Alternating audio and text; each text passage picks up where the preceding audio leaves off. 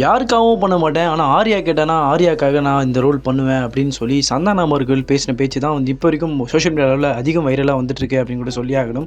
இதை குறித்து இந்த வீடியோவில் பார்க்கலாம்.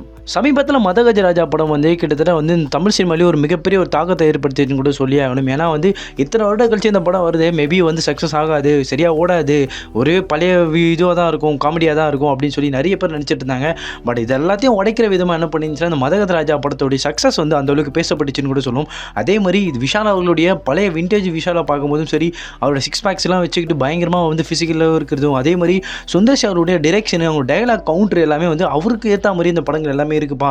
அதில் ஒன்று கூட வந்து காமெடி எதுவுமே வந்து ரொம்ப பழைய காமெடியாகவும் இல்லை, அதே மாதிரி 13 வருடத்துக்கு அப்புறம் இந்த படம் எடுத்திருக்காங்கன்ற அந்த மாதிரி எதுவுமே இல்லை, அந்த அளவுக்கு வந்து பயங்கரமாகவே இருக்குது அப்படின்னு சொல்லி அந்த படத்துக்கு வரவேற்பு இருந்துச்சு சொல்லுவோம். இதெல்லாம் தாண்டி சந்தானம் அவர்கள், அதாவது சந்தானம் விண்டேஜ் சந்தானம் அவர்களுடைய காமெடி சென்ஸ் தான் வந்து இப்போ வரைக்கும் அந்த படத்தை வந்து தூக்கி நிறுத்துது அப்படின்னு கூட சொல்லி ஆகணும். ஏன்னா அவருடைய காமெடி சென்ஸும் சரி, அவர் பண்ணுற ஒவ்வொரு காமெடியும் வந்து அந்த அளவுக்கு பேசும் பொருளாகவே மாறிச்சு அப்படின்னு சொல்லுவோம். ஆனால் இப்போ எல்லாமே அவர் தெரியும், எல்லாருமே இப்போ வந்து அவர் ஹீரோவாக மாறிட்டு இருக்காரு.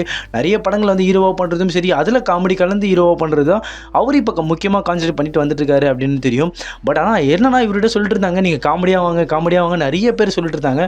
பட் நாங்கள் பழைய சந்தானத்தை மிஸ் பண்ணுறோன்னு சொல்லிட்டு இருந்தவங்களுக்கு எல்லாருக்கும் ட்ரீட்டாக கொடுக்குற மாதிரி இந்த மதகராஜா படம் வந்து இன்னும் வந்து பழைய அதாவது விண்டேஜ் சந்தானம் அவர்களை எல்லாருக்கும் வந்து இன்னும் அதிகம் வந்து லவ் பண்ண வச்சது அப்படின்னு கூட சொல்லி ஆகணும். இப்போ வந்து அவர் எல்லாரும் கேட்கும்போது என்ன சொல்லியிருந்தாங்க, நீங்கள் காமெடியாக எப்போ பண்ணுவீங்க அப்படின்னு சொல்லும்போது அவர் என்ன சொல்லியிருந்தாங்க, நான் காமெடியாக பண்ணுறது இல்லை, ஸோ நான் வந்து ஹீரோவாக பண்ணுறேன், அதில் வந்து காமெடி சென்ஸோடு பண்ணுறேன் அப்படின்ற மாதிரியும் அவர் நடுவில் சொல்லியிருந்ததும் பார்த்தோம். ஆனால் இப்போ அவர் என்ன சொல்லியிருந்தாருன்னா, ஆர்யா அவர்களுக்காக நான் பண்ணுறேன், அதாவது பாஸ் என்கிற பாஸ்கரன் படமும் வந்து ஒரு மிகப்பெரிய ஒரு கிளாசிக் படம் அப்படின்னு சொல்லுவோம். ஏன்னா இந்த படத்தை வந்து எல்லாருமே கொண்டாடி இருக்காங்க அப்படின்னு கூட சொல்லி ஆகணும். ஸோ அந்த பாஸ் என்கிற பாஸ்கரன் படம் வந்து பார்ட் 2 எடுத்தாங்க அப்படின்னா, ஏன்னா நிறைய விஷயத்தில் சொல்லியிருந்தாங்க இந்த படத்துடைய பார்ட் 2 எடுப்போம் அப்படின்ற மாதிரி சொல்லியிருந்தாங்க.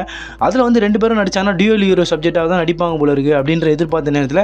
ஆனால் சந்தன் அவர்கள் என்ன சொன்னார்னா, ஆர்யா மாதிரி நண்பன், அதாவது அவர் ரொம்ப 2 பேருமே வந்து ரொம்ப திக் ஃப்ரெண்டுன்றனால அவர் ஆர்யாக்காக வந்து நான் பண்ணுவேன், அதே மாதிரி ஆர்யாக்காக நான் வந்து காமெடியாக வந்து நடிப்பேன், பாஸ்கரன் படம் 2 எடுத்தா பார்ட் 2 எடுத்தா அதில் வந்து ஆர்யாவுக்கு நான் சப்போர்ட்டிவாவோ ஒரு ஃப்ரெண்ட் ரோலாவோ நான் ஒரு கமெடியனாக நடிப்பேன் அப்படின்ற விஷயத்தையும் வந்து சந்தன் அவர்கள் சொன்ன விஷயம் தான் இப்போ பேசும்போதெல்லாம் மாறி இருக்குன்னு சொல்லுவோம். அதே மாதிரி இந்த விஷயம் முன்னாடியே சொல்லியிருந்தாரு. ஸோ இப்போ எல்லாரும் ஃபேன்ஸ் என்ன சொல்கிறாங்கன்னா, நீங்கள் காமெடியான எல்லா படத்திலும் நடிக்கணும் அப்படின்றது கோரிக்கையாகவே எல்லாருக்கிட்டையும் இருக்குது அப்படின்னு சொல்லி ஆகணும். ஸோ இதை குறித்து உங்களுடைய கருத்துக்கள் என்பதையும் கமெண்ட் செக்ஷனில் சொல்லிட்டு போங்க.